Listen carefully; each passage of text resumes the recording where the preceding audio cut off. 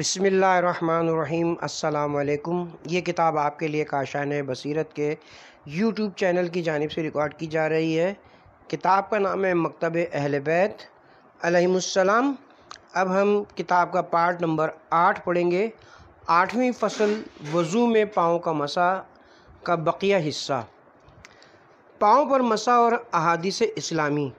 امامیہ فقہاء اس بات پر متفق ہے کہ وضو میں پاؤں کے مسح کے علاوہ کوئی چیز قابل قبول نہیں ہے، اور اس مسئلے میں اہل بیت کے واسطے سے منقول روایات بھی بالکل واضح ہیں۔ آپ نے امام باقر علیہ السلام سے نقل کی گئی مذکورہ بالا روایات کو ملاحظہ فرمایا کہ جو بالکل واضح ہے۔ اسی قسم کی اور بہت سی روایات موجود ہیں، لیکن جو احادیث اہل سنت کی کتب میں بیان ہوئی ہیں وہ ایک دوسرے سے مکمل طور پر اختلاف رکھتی ہیں۔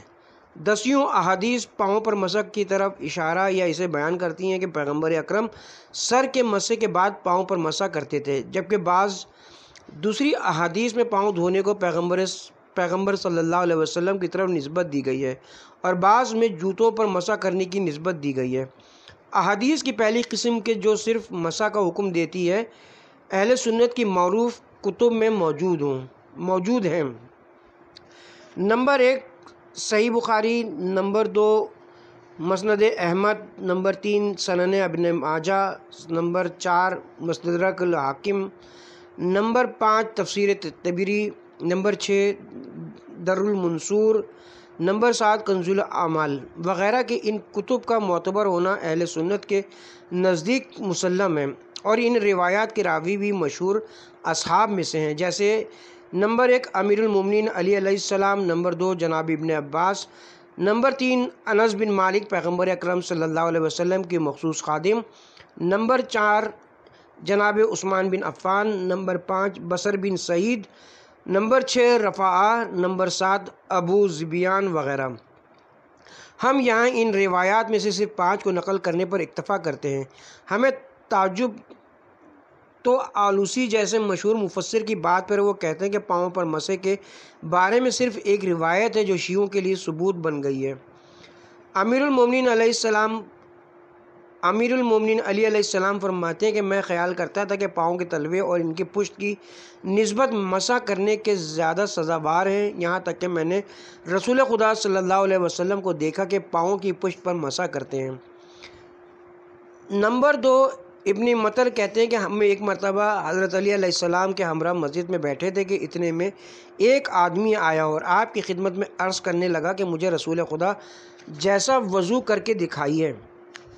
آپ نے قمبر کو آواز دی اور فرمایا کہ پانی کا ایک برتن لے آؤ، اور اس کے بعد آپ نے ہاتھ اور منہ کو 3 مرتبہ دھویا، انگلی کے ذریعے دانت صاف کیے اور 3 مرتبہ استنشاق کیا، ناک میں پانی ڈالا، اور پھر چہرے اور ہاتھوں کو 3 مرتبہ دھویا، اور 1 مرتبہ سر کا مسح اور 1 مرتبہ ابھری ہوئی جگہ تک پاؤں کا مسح کیا۔ اگرچہ دونوں حدیثیں امیر المومنین علیہ السلام کے توسط سے پیغمبر اکرم سے نقل ہوئی ہیں، لیکن 2 مختلف واقعات کو حکایت کرتی ہیں، اور ان میں قدر مشترک یہ ہے کہ رسول خدا وضو کے دوران پاؤں پر مسح کیا کرتے تھے۔ نمبر 3 بصر بن سعید نقل کرتے کہ حضرت عثمان بیٹھک میں جہاں لوگ مل بیٹھتے ہیں آئے اور وضو کے لیے پانی مانگا اور کلی کی اور ناک میں پانی ڈالا، اس کے بعد چہرے کو 3 مرتبہ دھویا اور دونوں ہاتھوں کو بھی 3 مرتبہ دھویا، اور سر اور پاؤں کا 3 مرتبہ مسح کیا۔ اس کے بعد کہنے لگے میں نے پیغمبر اکرم کو دیکھا ہے کہ اس طرح وضو فرماتے تھے۔ اس کے بعد حاضرین محفل کو مخاطب کرتے ہوئے فرمایا کہ جو اصحاب رسول تھے، اے لوگو کیا اسی طرح ہے؟ سب نے کہا جی ہاں۔ اس حدیث سے معلوم ہوتا ہے کہ نہ صرف حضرت عثمان بلکہ دیگر اصحاب بھی صراحت کے ساتھ گواہی دیتے تھے کہ پیغمبر اکرم وضو کے وقت پاؤں پر مسح کیا کرتے تھے، اگرچہ اس روایت میں سر اور پاؤں کا مسح 3 مرتبہ ذکر کیا گیا ہے۔ ممکن ہے بعض اصحاب کی نظر میں یہ مستحب ہو یا راوی کا اشتباہ ہو۔ نمبر 4 رفع بن رافع کہتے ہیں کہ میں نے رسول خدا سے سنا فرما رہے تھے تم میں سے کسی کی نماز اس وقت تک صحیح نہیں ہے جب تک اس طرح وضو نہ کرے جس طرح اللہ تعالیٰ نے حکم دیا ہے کہ چہرے کو اور ہاتھوں کو کونیوں تک دھوئے اور سر کا اور پاؤں کا ابھری ہوئی جگہ تک مسح کرے۔ نمبر 5، ابو مالک اشعری سے نقل ہوا ہے کہ انہوں نے اپنی قوم سے کہا کہ جمع ہو جاؤ تاکہ میں تمہارے سامنے رسول خدا جیسی نماز پڑھوں۔ جب سب جمع ہو گئے تو انہوں نے پوچھا تمہارے درمیان کوئی غیر تو نہیں ہے؟ سب نے کہا نہیں، صرف ایک ہمارا بھانجا ہے کہ ہماری اس بہن کی شادی دوسرے قبیلے میں ہوئی تھی۔ کہنے لگے کوئی بات نہیں، بھانجا بھی قبیلے کا فرد ہوتا ہے۔ اس عبارت سے پتہ چلتا ہے کہ اس دور کی حکومت کی طرف سے بعض سیاسی مسائل کی وجہ سے رسول خدا کی نماز یا وضو کی وضاحت کرنا ممنوع تھا۔ اس کے بعد انہوں نے پانی کا برتن مانگا اور اس طرح وضو کیا، کلی کی اور ناک میں پانی ڈالا اور چہرے کو 3 مرتبہ دھویا، اسی طرح ہاتھوں اور بازوؤں کو 3 مرتبہ دھویا، اس کے بعد سر کا اور پاؤں کی پشت کا مسح کیا، اس کے بعد اپنے قبیلے کے ساتھ نماز پڑھی۔ مندرجہ بالا نقل ہونے والی روایات ان روایات کا مختصر سا حصہ ہیں جو اہل سنت کی معروف کتب میں مشہور راویوں کے توسط سے نقل ہوئی ہیں، لہٰذا جو لوگ کہتے ہیں کہ اس بارے میں کوئی روایت نقل نہیں ہوئی یا صرف ایک روایت نقل ہوئی ہے وہ ناآگاہ ہیں اور متعصب قسم کے لوگ ہیں جو خیال کرتے ہیں کہ شاید حقائق سے چشم پوشی کرنے یا ان کا انکار کرنے کی وجہ سے انہیں ختم کیا جا سکتا ہے۔ یہ وہی لوگ ہیں جو سورہ مائدہ کی آیت کے مسح کے وجوب پر دلالت کرنے سے انکار کرتے ہیں اور حتیٰ کہ کہتے ہیں کہ یہ آیت صراحت کے ساتھ پاؤں دھونے پر دلالت کرتی ہے، جس کی وضاحت سابقہ صفحات پر گزر چکی ہے۔ مخالف روایات، ہم اس بات کا انکار نہیں کرتے ہیں کہ سابقہ روایات کے مقابلے میں 2 قسم کی دوسری روایات بھی اہل سنت کی معروف کتب میں نقل ہوئی ہیں۔ ان میں سے ایک گروہ وہ روایات ہیں جو کہتی ہیں کہ رسول خدا وضو کے وقت پاؤں دھوتے تھے، اور دوسرا گروہ ان روایات کا ہے جو کہتی ہیں کہ آپ صلی اللہ علیہ وسلم وضو کے وقت نہ پاؤں کو دھوتے تھے اور نہ مسح کرتے تھے بلکہ جوتوں پر مسح کرتے تھے۔ ایسے وقت میں ہمیں علم اصول کے مسلم قاعدے کو فراموش نہیں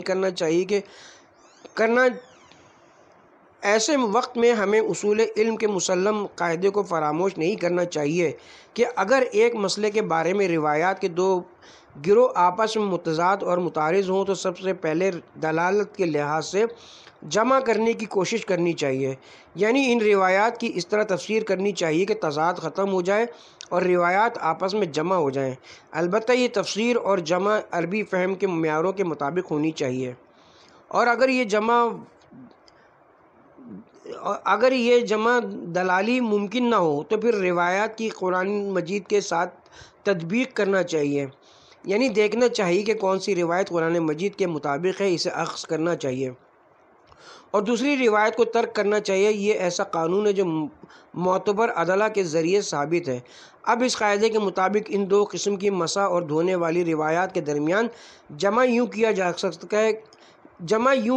سکتا ہے کہ رسول خدا صلی اللہ علیہ وسلم وضو کے دوران مسح والے حکم پر عمل کرتے تھے اور بعد میں نظافت کے لیے کبھی پاؤں کو دھو لیا کرتے تھے، اور یہ دھونا وضو کا حصہ نہیں تھا۔ بعض راوی جو اس منظر کا مشاہدہ کر رہے ہوتے تھے خیال کرتے کہ یہ پاؤں دھونا وضو کا جز ہے۔ اتفاق سے شیعوں میں بھی بہت سے افراد اکثر یہی کام کرتے ہیں، یعنی وضو میں مسح والے فریضے پر عمل کرنے کے بعد صفائی کی خاطر اپنے دونوں پاؤں کو اچھی طرح دھو لیتے ہیں، اور اس زمانے میں اس کام کی زیادہ ضرورت محسوس ہوتی تھی کیونکہ گرمی کی وجہ سے کھلے جوتے پہنے جاتے تھے، نہ کہ بند جوتے، اور کھلے جوتے میں پاؤں جلدی آلودہ ہو جاتے ہیں۔ بہرحال پاؤں کا مسح ایک واجبی فریضہ تھا جو عام طور پر دھوئے جانے والے پاؤں سے جدا تھا۔ یہ احتمال بھی ہو سکتا ہے کہ بعض فقہا کو نص کے مقابلے میں اجتہاد نے اکسایا ہو کہ مسح کے مقابلے میں پاؤں دھونے کا فتویٰ دیں، کیونکہ انہوں نے سوچا ہوگا کہ پاؤں کی آلودگی صرف دھونے سے ہی دور ہو سکتی ہے، اس لیے انہوں نے سورہ مائدہ کے ظہور کو ترک کر دیا جو واضح طور پر مسح کا حکم دیتا ہے۔ جیسا کہ علماء اہل سنت کے بعض کلمات میں اس بات کی طرف اشارہ ہے کہ بہتر یہ ہے کہ آلودگی کو دور کرنے کے لیے پاؤں کو دھو لیا جائے اور مسح کافی نہیں ہے۔ سہل اور آسان شریعت۔ یقیناً اسلام ایک عالمگیر مذہب ہے جو روئے زمین کے تمام علاقوں اور تمام زمانوں کے لیے ہے۔ اس کے ساتھ ساتھ مکمل طور پر آسان اور سہل شریعت ہے۔ ذرا سوچئے دن رات میں 5 مرتبہ پاؤں کو دھونا دنیا کے مختلف علاقوں میں کتنی مشکلات ایجاد کرے گا۔ اس سختی کی وجہ سے ممکن ہے بعض لوگ وضو اور نماز سے بیزار ہو جائیں، اور یہ نص کے مقابلے میں اجتہاد اور مسح کی روایات کو چھوڑنے کا نتیجہ ہے۔ یہ احتمال بھی منتفی نہیں ہے کہ پاؤں دھونے کی بعض احادیث، نہ ساری احادیث۔ بنو امیہ کے دور میں کہ جب احادیث گڑھنے کا بازار گرم تھا اور معاویہ جعلی احادیث گڑھنے کے لیے بہت سی رقم خرچ کرتا تھا، جعل کی گئی ہوں، کیونکہ سب لوگ جانتے تھے کہ حضرت علی علیہ السلام وضو میں پاؤں کے مسے کے قائل ہیں، اور معاویہ کا اصرار تھا کہ ہر چیز میں علی کی مخالفت کی جائے اور برعکس عمل کیا جائے۔ مندرجہ ذیل 2 احادیث پر غور کیجیے۔ نمبر 1، صحیح مسلم میں بیان ہوا ہے کہ معاویہ نے سعد بن ابی وقاص کو حکم دیا کہ امیر المومنین علیہ السلام پر سب و شتم کرے اور لعنت کرے، کیونکہ سعد بن ابی وقاص سختی کے ساتھ اس کام سے پرہیز کرتے تھے۔ سعد نے کہا، میں نے رسول خدا کی زبان سے 3 فضیلتیں علی کے بارے میں ایسی سنی ہیں جنہیں میں کبھی نہیں بھلا سکتا ہوں۔ اے کاش ان میں سے ایک فضیلت میرے لیے بھی ہوتی تو میں اسے عظیم ثروت پر ترجیح دیتا۔ اس کے بعد انہوں نے جنگ تبوک کا واقعہ نقل کیا۔ اسی طرح جنگ خیبر کا واقعہ اور حضرت علی علیہ السلام کی شان میں رسول خدا صلی اللہ علیہ وسلم کو مشہور جملہ جو آپ صلی اللہ علیہ وآلہ وسلم نے حضرت علی کے بارے میں فرمایا تھا اور واقع مبالغہ کو نقل کیا۔ اس حدیث سے بخوبی اندازہ ہوتا ہے کہ معاویہ امیر المومنین علیہ السلام کی مخالفت پر کتنا اصرار کرتا تھا۔ نمبر 2، بہت سی روایات سے استفادہ ہوتا ہے کہ اسلام کی ابتدائی صدیوں میں 2 گروہوں نے جعل حدیث کا سلسلہ شروع کیا تھا۔ ایک گروہ بظاہر صالح اور زاہد مگر سادہ افراد پر مشتمل تھا جو قصد قربت کے ساتھ احادیث گھڑتا تھا۔ ان میں سے بعض ایسے دیندار لوگ تھے جو لوگوں میں تلاوت قرآن کی رغبت ایجاد کرنے کے لیے اس کی صورتوں کے فضائل کے بارے میں عجیب و غریب احادیث بناتے تھے اور پیغمبر اکرم کی نسبت دیتے تھے، اور مقام میں افسوس یہ ہے کہ ان کی تعداد بھی کم نہیں تھی۔ اہل سنت کے معروف عالم جناب قرطبی اپنی کتاب تذکار کے صفحہ نمبر 155 پر لکھتے ہیں، ان احادیث کا کوئی اعتبار نہیں جنہیں جھوٹی احادیث گڑھنے والوں نے قرآن مجید کی صورتوں کے فضائل کے بارے میں جعل کیا ہے، کیونکہ یہ کام ایک بڑی جماعت نے قرآن کی صورتوں کے فضائل میں بلکہ تمام اعمال کے بارے میں انجام دیا ہے۔ انہوں نے قصد قربت کے ساتھ احادیث گڑھی ہیں۔ وہ خیال کرتے تھے کہ اس انداز میں لوگوں کو نیک اعمال کی طرف دعوت دیتے ہیں۔ وہ لوگ جھوٹ کو جو کہ ایک بدترین گناہ ہے زہد و فقاہت کے ساتھ بالکل منافی نہیں سمجھتے تھے۔ یہی دانشمند قرطبی اپنی کتاب کے بعد والے صفحے پر خود حاکم سے اور بعض شیوخ محدثین سے نقل کرتے ہیں، ایک زاہد نے اپنی طرف سے قربتاً اللہ قرآن مجید اور اس کی صورتوں کے فضائل کے بارے میں احادیث جعل کی۔ جب اس سے پوچھا گیا کہ یہ کام تم نے کیوں کیا تو کہنے لگا، میں نے دیکھا ہے کہ لوگ قرآن مجید کی طرف کم توجہ کرتے ہیں، انہیں رغبت دلانے کے لیے میں نے یہ کام کیا ہے۔ اور جب ان کو کہا گیا کہ پیغمبر اکرم صلی اللہ علیہ وسلم نے خود فرمایا ہے، جس نے مجھ پر جھوٹ باندھا اس کا ٹھکانہ جہنم ہے، تو جواب میں کہنے لگے، پیغمبر اکرم نے فرمایا ہے کہ جس نے میرے خلاف جھوٹ بولا اور میں نے تو آپ کے فائدے میں جھوٹ بولا ہے۔ اس قسم کی احادیث نقل کرنے میں قرطبی تنہا نہیں ہے، بلکہ اہل سنت کے بعض دیگر علماء نے بھی انہیں نقل کیا ہے۔ مزید وضاحت کے لیے کتاب الغدیر کی 5ویں جلد میں کذابین اور واضعین کی بحث کی طرف رجوع کیجیے۔ دوسرا گروہ ان لوگوں کا تھا جو باری رقم لے کر معاویہ اور بنو امیہ کے حق اور امیر المومنین کی مذمت میں احادیث گھڑتے تھے۔ ان میں سے ایک سمرہ ابن جندب تھا جس نے 4 لاکھ درہم معاویہ سے لیے اور یہ حدیث امیر المومنین علیہ السلام کی مذمت اور ان کے قاتل کی شان میں گڑھی اور کہا کہ یہ آیت شریفہ سورہ بقرہ کی آیت نمبر 207 علی علیہ السلام کے قاتل عبد الرحمن ابن ملجم کی شان میں نازل ہوئی ہے، اور یہ آیت سورہ بقرہ آیت نمبر 204 علی علیہ السلام کے بارے میں نازل ہوئی ہے۔ اس بنا پر تعجب نہیں کہ علی علیہ السلام کی مخالفت میں کچھ روایات وضو میں پاؤں دھونے کے لیے جعل کر دی گئی ہوں۔ جوتوں پر مسح عقل و شرع کے ترازو میں، جیسا کہ پہلے بھی اشارہ کیا گیا کہ جو لوگ پاؤں پر مسح کے مسئلے کی شدت کے ساتھ نفی کرتے ہیں اور پاؤں دھونے کو واجب سمجھتے ہیں، وہی لوگ اجازت دیتے ہیں کہ وضو میں جوتوں پر مسح کیا جا سکتا ہے، اور دلیل کے طور پر پیغمبر اکرم سے نقل ہونے والی بعض روایات کو پیش کرتے ہیں، حالانکہ اہل بیت کے توسط سے نقل ہونے والی احادیث عموماً اس بات کی نفی کرتی ہیں اور خود اہل سنت کے واسطے سے نقل ہونے والی متعدد معتبر احادیث سرن اس کے خلاف ہیں۔ اس بات کی وضاحت ضروری ہے کہ احادیث سے اہل بیت علیہم السلام کی پیروی کرتے ہوئے شیعہ فقہا کا اس بات پر اجماع ہے کہ جوتوں پر مسح کرنا کسی صورت میں جائز نہیں ہے، لیکن بہت سے اہل سنت فقہا نے اس کام کو سفر اور حضر میں بطور مطلق جائز قرار دیا ہے، اگرچہ بعض علماء نے اسے ضرورت کے مقامات پر میں منحصر کیا ہے۔ یہاں پر چند سوالات سامنے آتے ہیں، من جملہ نمبر 1، پاؤں پر مسح کرنا تو جائز نہیں تھا، کسی طرح جوتوں پر مسح کرنا جائز ہو گیا ہے۔ حالانکہ جب پاؤں دھونے کی بات آتی تھی تو دلیل یہی تھی کہ پاؤں چونکہ آلودہ ہوتے ہیں اس لیے انہیں دھونا بہتر اور مسح کرنا کافی نہیں ہے۔ کیا آلودہ جوتوں پر مسح کر لینا پاؤں دھونے کا مقام بن سکتا ہے؟ جبکہ بہت سے علماء اہل سنت اس بات کے قائل ہیں کہ پاؤں دھونے اور جوتوں پر مسح کرنے میں اختیار ہے۔ نمبر 2، کیوں علماء نے قرآن مجید کے ظہور کو ترک کر دیا جس میں سر اور پاؤں کے مسح کا حکم تھا اور جوتوں پر مسح کو ترجیح دی ہے؟ نمبر 3، کیوں علماء اہل سنت روایات اہل بیت سے چشم پوشی کرتے ہیں جس میں بالاتفاق جوتوں پر مسح کرنے سے منع کیا گیا ہے اور پیغمبر اکرم نے اہل بیت علیہم السلام کو ہی قرآن مجید کے ساتھ باعث نجات شمار کیا ہے؟ نمبر 4، درست برادران کی کتب میں بعض روایات نقل ہوئی ہیں جن میں بیان ہوا ہے کہ پیغمبر اکرم نے جوتوں پر مسح کیا ہے، لیکن اس کے مقابلے میں دیگر معتبر روایات بھی موجود ہیں جن میں ذکر کیا گیا کہ پیغمبر اکرم پاؤں پر مسح کیا کرتے تھے۔ روایات کے تعارض اور تضاد کے وقت کیوں علماء اہل سنت قرآن مجید کی طرف رجوع نہیں کرتے ہیں اور روایات کے اختلاف کے حل کے لیے اسے حاکم قرار دیتے ہوئے اسے اپنا مرجع قرار نہیں دیتے ہیں؟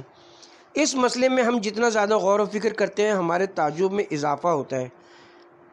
کتاب الفقہ علی المذاہب الاربعہ میں یوں بیان کیا گیا ہے کہ ضرورت اور اضطرار کے وقت جوتوں پر مسح کرنا واجب اور بغیر ضرورت کے جائز ہے، اگرچہ پاؤں کا دھونا افضل ہے۔ اس کے بعد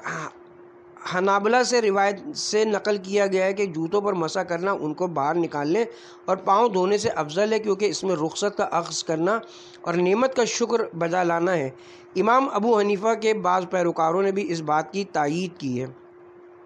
اس کے بعد اسی کتاب میں دعویٰ کیا گیا ہے کہ جوتوں پر مسح کرنا بہت سی روایات کے ذریعے ثابت ہے جو تواتر کے قریب ہیں۔ قابل توجہ یہ ہے کہ اس کتاب میں جوتوں کے بارے میں مفصل بحث کی گئی ہے کہ اب ایسے جوتوں کی شرائط کیا ہیں، مسح کی مقدار کیا ہے، مسح کی مدت کتنی ہے، یعنی کتنے دن تک لگاتار جوتوں پر مسح کیا جا سکتا ہے، جوتوں پر مسح کرنے کے مستحبات، مکروہات اور مبطلات کیا ہیں، اس طرح اگر ایک جوتے پر دوسرا جوتا پہنا ہو اس کا کیا حکم ہے، جوتے کی جنس کیا ہونی چاہیے، کیا ضروری ہے کہ جوتا حتماً چمڑے کا ہو یا اگر چمڑے کے علاوہ کسی اور چیز سے بنایا گیا ہو تو کافی ہے، اسی طرح شگاف دار جوتوں اور بے شگاف جوتوں کا کیا حکم ہے۔ الغرض اس کتاب میں بہت مفصل گفتگو انہی جوتوں کے بارے میں کی گئی ہے۔ نمبر 5، علماء اہل سنت کیوں جوتے پر مسح والی روایات کو ضرورت، سفر اور جنگ کے موارد اور جہاں جوتوں کا اتارنا ممکن نہیں یا بہت ہی مشکل ہے حمل نہیں کرتے؟ یہ ایسے سوالات ہیں جن کا جواب نہیں ہے اور صرف پہلے ہی سے قضاوت کر لینا اس سادہ سے مسئلے میں شور و غل کا باعث بنا ہے۔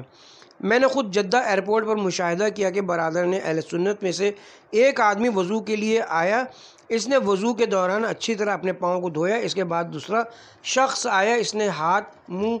دھونے کے بعد جوتوں پر ہاتھ پھیر لیا اور نماز کے لیے چلا گیا۔ میں حیرت میں ڈوب گیا اور سوچنے لگا کہ کیا ممکن ہے کہ پیغمبر اکرم جیسے حکیم کی طرف سے ایسا حکم دیا گیا ہو جس کی توجیہ ممکن نہیں ہے؟ ان سوالات کے بعد ضروری ہے کہ ہم اس مسئلے کے اصلی مدارک کی تلاش میں جائیں اور روایات کے درمیان سے اس فتوے کے اصلی نقطے اور اسی طرح ایک عقلی رائے حل کو تلاش کریں۔ روایات چند اقسام پر مشتمل ہیں۔ الف، جو روایات اہل بیت کے منابع میں نقل ہوئی ہیں وہ عام طور پر بلکہ بالاتفاق جوتے پر مسح کرنے سے منع کرتی ہیں۔ مثال کے طور پر نمبر 1، شیخ طوسی نے ابو الورود سے نقل کیا ہے کہ وہ کہتے ہیں کہ میں نے امام محمد باقر علیہ السلام کی خدمت میں عرض کیا کہ ابو زبیان نقل کرتے ہیں کہ میں نے حضرت علی علیہ السلام کو دیکھا کہ انہوں نے پانی پھینک دیا اور جوتوں پر مسح کر لیا۔ آپ نے فرمایا ابو زبیان جھوٹ بولتا ہے۔ کیا تم نے نہیں سنا ہے کہ علی علیہ السلام نے فرمایا کہ کتاب خدا سورۃ مائدہ کی آیت جو پاؤں کے مسح کا حکم دیتی ہے جوتوں پر مسح کرنے والے حکم پر مقدم ہے۔ میں نے عرض کیا کیا جوتوں پر مسح کرنے کے بارے میں کوئی رخصت ہے؟ آپ نے فرمایا نہیں، مگر یہ کہ دشمن کے خوف سے تقیہ کرنا مقصود ہو یا برف باری کی وجہ سے تمہارے پاؤں کو خطرہ ہو۔ اس حدیث سے چند نکات کا استفادہ ہوتا ہے۔ اولاً، حالانکہ اہل سنت کی روایات میں مشہور یہ ہے کہ حضرت علی علیہ السلام جوتے پر مسح کو جائز نہیں سمجھتے تھے، پھر کس طرح ابو ذبیان وغیرہ نے جرأت کی ہے کہ آپ کی طرف جھوٹی نسبت دیں؟ کیا یہ کوئی سازش تھی؟ اس سوال کا جواب ہم بعد میں دیں گے۔ ثانیاً، حضرت علی علیہ السلام نے راستہ دکھایا ہے۔ وہ فرماتے ہیں کہ قرآن مجید ہر چیز پر مقدم ہے، کوئی چیز قرآن مجید پر مقدم نہیں ہو سکتی ہے۔ اگر کوئی روایت ظاہری طور پر قرآن مجید کے خلاف ہو تو اس کی توجیہ و تفسیر کرنی چاہیے، بالخصوص اگر کوئی روایت سورہ مائدہ، وہ سورہ جس میں وضو کا حکم بیان ہوا ہے، کے خلاف ہو کہ اس کی کوئی بھی آیت نسخ نہیں ہوئی ہے۔ ثالثاً، امام محمد باقر علیہ السلام نے بھی رہنمائی کی ہے کہ اگر جوتوں پر مسح کے بارے میں کوئی روایت وارد ہوئی ہو تو اسے ضرورت و اضطرار جیسے شدید سردی کے جس کی وجہ سے پاؤں کو خطرہ ہو پر حمل کیا جائے گا۔ نمبر 2، مرحوم شیخ صدوق نے من لا یحذر الفقیہ میں ایک حدیث میں امیر المومنین علیہ السلام سے نقل کیا کہ آپ نے فرمایا کہ ہم خاندان اہل بیت جوتے پر مسح نہیں کرتے ہیں، پس جو بھی ہمارا پیروکار ہے ہماری اقتداء کرے اور ہماری سنت کے مطابق عمل کرے۔ نمبر 3، ایک حدیث میں امام جعفر صادق علیہ السلام سے عجیب تعبیر نقل ہوئی ہے کہ آپ نے فرمایا جس نے جوتے پر مسح کیا اس نے خدا، رسول اور قرآن مجید کی مخالفت کی، اس کا وضو درست نہیں ہے اور اس کی نماز کفایت کرنے والی نہیں ہے۔ حضرت علی علیہ السلام سے جو روایات جوتوں پر مسح کی ممنوعیت کے بارے میں نقل ہوئی ہیں، ہمیں جناب فخر رازی کی اس بات کی یاد دلاتی ہے جو انہوں نے بسم اللہ کے جہر و اخفا والے مسئلے میں بیان کی ہے۔ بسم اللہ کے بارے میں کچھ لوگ قائل تھے کہ اس کا آہستہ پڑھنا واجب ہے، جبکہ حضرت علی علیہ السلام بسم اللہ کو بالجہر پڑھنا ضروری سمجھتے تھے۔ تو اس پر جناب فخر رازی کہتے ہیں کہ جس نے دین میں حضرت علی علیہ السلام کو اپنا پیشوا بنایا تو وہ اپنے دین اور نفس میں عروۃ الوثقی مضبوط سہارے سے متمسک ہو گیا ہے۔ لیکن اس کے باوجود ہم دیگر روایات کو بھی ذکر کر دیتے ہیں تاکہ کسی کو اعتراض نہ رہے۔ جو روایات جوتوں پر مسح کرنے کی اجازت دیتی ہیں 2 قسم کی ہیں۔ قسم اول وہ روایات ہیں جو مطلق طور پر اس مسح کی اجازت دیتی ہیں، جیسے سعد بن ابی وقاص کی مرفوع حدیث میں جو انہوں نے رسول خدا صلی اللہ علیہ وسلم سے جوتوں پر مسح کے بارے میں نقل کی ہے۔ ایک دوسری حدیث میں کہ جو بہقی کی نقل کے مطابق صحیح بخاری اور صحیح مسلم میں حذیفہ سے منقول ہے، یوں آیا ہے، انتہائی معذرت اور شرمندگی کے ساتھ مجبوراً اس حدیث کا ترجمہ کر رہے ہیں۔ رسول خدا صلی اللہ علیہ وسلم ایک قوم کے کوڑا کرکٹ پھینکنے کی جگہ گئے اور کھڑے ہو کر پیشاب کیا،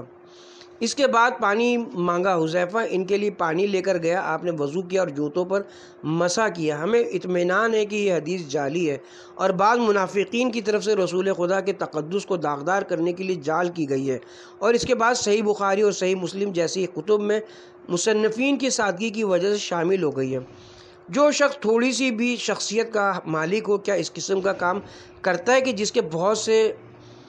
نامطلوب لوازم ہوں؟ مقام افسوس کے ساتھ 7 میں اس قسم کی روایات نقل کی گئی ہیں اور آج تک علماء ان روایات سے استدلال کرتے ہیں۔ بہرحال ان روایات اور اس قسم کی دوسری روایتوں میں جوتوں پر مسح کو بغیر کسی قید و شرط کے ذکر کیا گیا ہے۔ قسم دوم، ان روایات سے استفادہ ہوتا ہے کہ جوتوں پر مسح اگر جائز ہے تو صرف ضرورت کے مقامات کے ساتھ مخصوص ہے، جیسے مقدام بن شرح کی روایت ہے جو انہوں نے حضرت عائشہ سے نقل کی ہے۔ وہ کہتا ہے کہ میں نے حضرت عائشہ سے جوتوں پر مسح کے بارے میں سوال کیا، انہوں نے کہا حضرت علی علیہ السلام کے پاس جاؤ، وہ سفر میں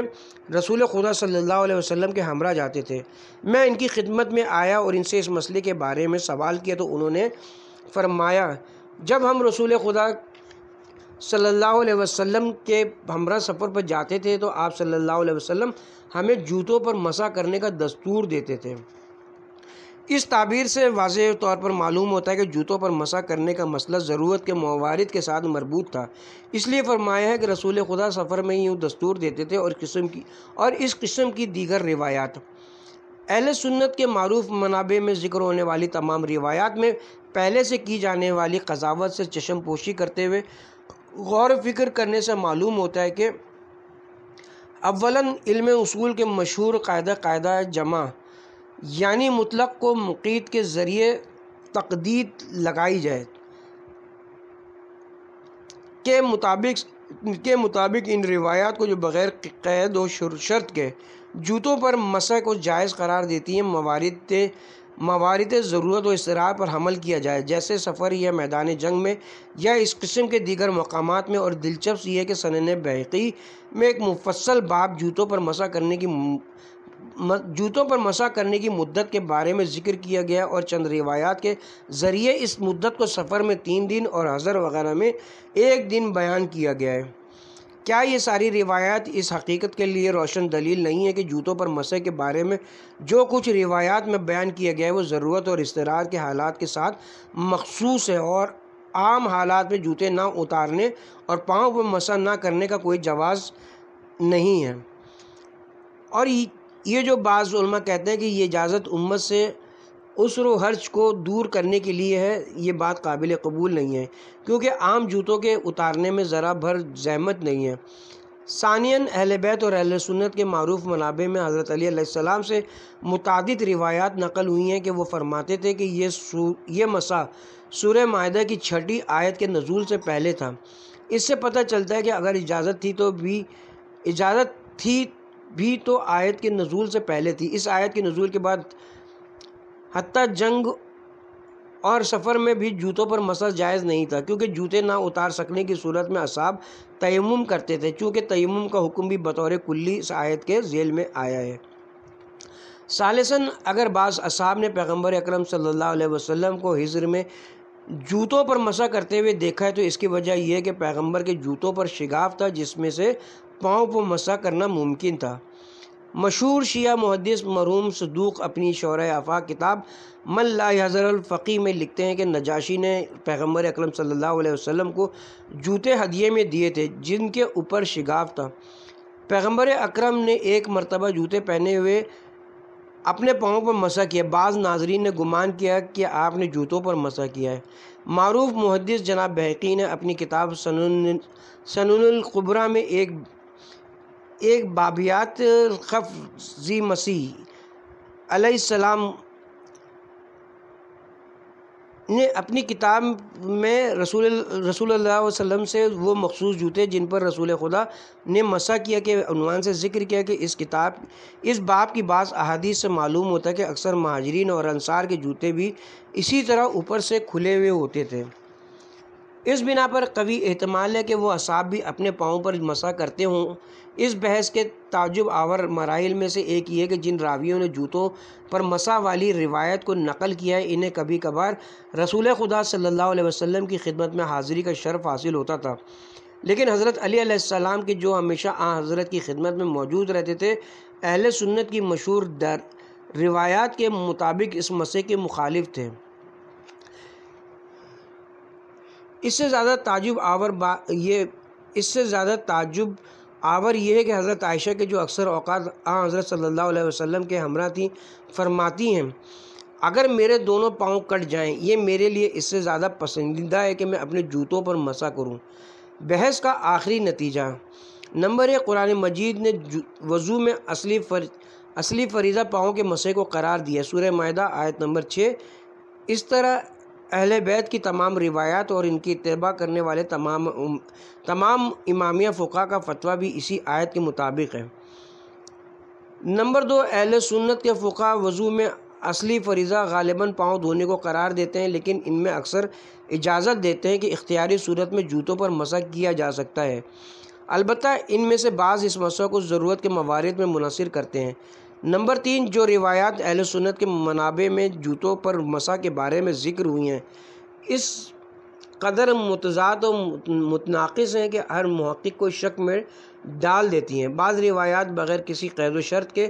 جوتوں پر مسح کی اجازت دیتی ہیں، بعض کلی طور پر منع کرتی ہیں، جبکہ بعض ضرورت کے مواقع کے ساتھ مختص کرتی ہیں، اور اس کی مقدار سفر میں 3 دن اور حضر میں 1 دن بیان کرتی ہیں۔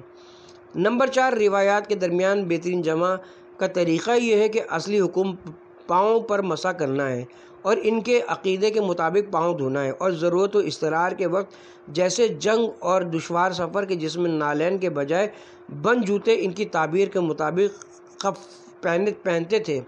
اور ان کا اتارنا بہت مشکل تھا۔ جوتوں پر مسح جبیرہ کی مثل مسح کرتے تھے۔